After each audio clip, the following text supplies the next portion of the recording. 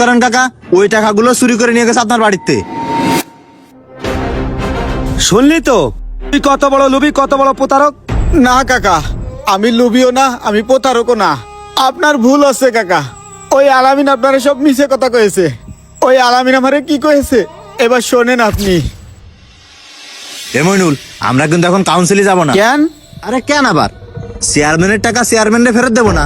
কি করছিস রে ভাই? চেয়ারম্যানের টাকা চেয়ারম্যানের ফেরত দেবো না? তাহলে এই টাকা আমরা কি করব? আরে পাগল, সিম্পল বিষয়।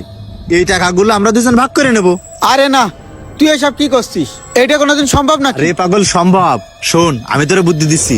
এই জায়গায় যতগুলো টাকা আছে না, 3 ভাগে 2 ভাগ তুই রেখে দে, আর 1 ভাগ আমার দিয়ে দে।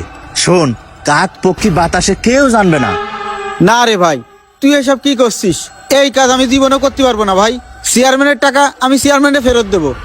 আরে পাগল, তোর মতো বলদ আমি আল্লাহর দুনিয়ায় একটাও দেখিনি। এতগুলো টাকা পায় কেউ কি কোনোদিন হাতছাড়া করে? শোন, আমি কিন্তু তোর ভালোর জন্যই করছি। টাকাগুলো রেখে দে, 2 ভাগ তুই রাখ, 1 ভাগ আমার দে। ওরে আল্লাহ, এই কাজ আমি জীবনেও করতে পারবো না। ও কিছু বুঝতে ওঠার আগে এই জায়গা তোমার চলে যেতে হবে।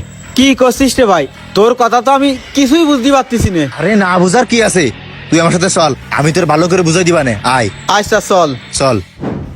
হাই আল্লাহ, এই টাকাগুলো নিয়ে আমি কি করব? যদি একবার লোক জানাজানি হয়ে যায়, সবাই ভাববে এই টাকা আমি চুরি করে নিয়ে আসি।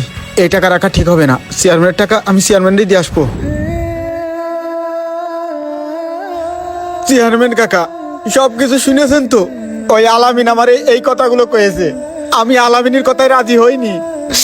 আর যখন আমি ওর কথায় রাজি হইনি, আপনার কাছে আমারে খারাপ বানাইছে। ও কাকা, এই যে আপনার টাকা ধরেন, দেখেন টাকাগুলো ঠিক আছে কিনা। আমি বিকেলে আসতে চাইলাম আপনার টাকাগুলো দিতে। বিশ্বাস করেন, আমি কোনো ভুল করিনি কাকা। আপনার টাকাগুলো যখন